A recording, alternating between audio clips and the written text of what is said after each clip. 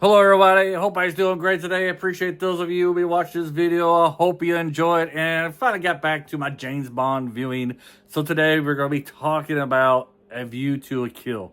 Now when people think of women and action movies from the 80s and 90s, I think they think of A View to a Kill and that heroine, and it's not always in the greatest way because Tanya Roberts' character is one of the most stereotypical damsels in distress in the entire Bond franchise. I would probably say she's the worst Bond woman, Bond girl in the whole franchise. That's just my personal opinion. And I swear, if I have to hear her say, James, James, James, one more time, I'm going, oh my God. It's so irritating, especially when they're in the elevator and the fire's going on. James, James. It grinds the ears. Really does. I can't really stand it. And my wife loved this movie for some reason. She loves A View to a Kill. I'm kind of evil kill. It's not the best, but it's not the worst. I mean, it's definitely not the best. It's kind of like not one of my favorite Roger Moore's James Bonds. Let's just say that. So let's get into this. The movie starts with a ski chase. Ski chases are practically a Bond tradition at this point, but here they are snowboarding to add on to the mix. You know, if you watch the Bond movies, you kind of see the evolution of the skiing sport. And so on this one, they add the good old ski board. And, you know, it's a good ski chase, but then the Beach Boys happen. The song cuts in the middle of the sequence. We suddenly hear California Girls, I believe. It's such a bizarre music choice that it completely kills the tension that was building up to that point. What could have been a classic Bond opener turns into a comedy moment there, and it really destroys it. And the payoff with the Union Jack parachute, which normally would have been cool, it's kind of ruined at this point, but it's still a cool shot. But, you know, you don't put it in, like, you got this great tension music, and all of a sudden, you get California Girls playing in the background. It really kills that scene. And I kind of feel like choices like that really does hurt the movie throughout. Just weird, odd editing and decision making. What's going on at this point of the movie? Well, not in the movie, but in this point of Roger Moore's career, he's 57 years old when this movie came out. And while it still puts in a solid performance, his age really shows, especially when he's side by side with Tanya Roberts, who's much younger, a lot hotter. You know, she was very beautiful. You know, she really did decorate the screen in a very good way, but her character was horrible. I feel like she did play her character the best way that you could play that character, I guess. But yeah, I just feel like her character is like the most useless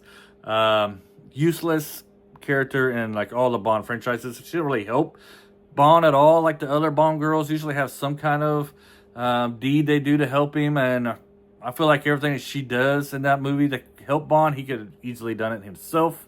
So let's get to the action scenes. You know, like most Bond movies, this one is a mixed bag when it comes to action. Some sequences are generally exciting, like the chase up and down the Eiffel Tower was very well done, or the Golden Gate Bridge at the end of the film. You know, that whole fight, you know, them dangling and stuff. I thought that was very suspenseful. But the other moments of the movie are kind of clunky, either due to odd editing or because they recycle familiar Bond tropes. There's even one scene where Bond is dangling from a fire truck. And for some reason, I got flashbacks. Not flashbacks, because I wasn't born when the 1977 King Kong came out. But for some reason, it reminded me of that when he's on the fire truck coming down the stairs from the burning building. I don't know. Something about the screenshot kind of just reminded me of King Kong. You know, King Kong was in New York. This is in San Francisco. It is what it is, right? So overall, though, A View to a Kill is a very uneven. On the one hand, you've got Christopher Walken still in the show as one of the most memorable Bond villains. But on the other hand, you got questionable editing choices. The worst Bond girl, I think, in history.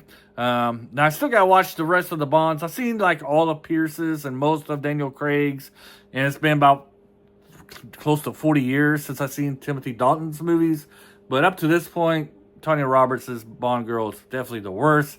I mean, we still got Denise Richards, Christmas Bond girl, but I think that's more of Denise Richards' poor acting in that movie that kind of kills that character. But overall, I think this is definitely a hit and miss Bond movie. What do you guys think? Do you love A View to a Kill? Is it one of the better Roger Moore movies?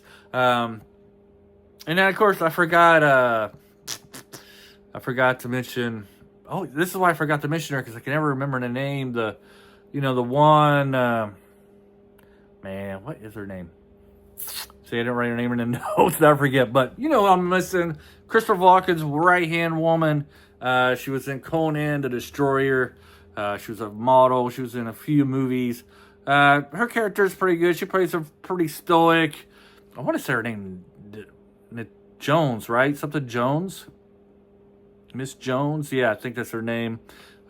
Leave the comments below, because it's just over my head. But overall, if somebody's like, what does a Roger Moore Bond movie look like? I wouldn't show A View to a Kill. I think it's one of his poorer ones, but he still does a pretty good job playing the character. It's just the plot in itself, and like I said, poor editing choices kind of make the movie uneven and not very good. Anyways, what's your opinion on A View to a Kill? Do you love it? Do you hate it? Let me know in the comments below. Until next time, have a great day. Bye-bye.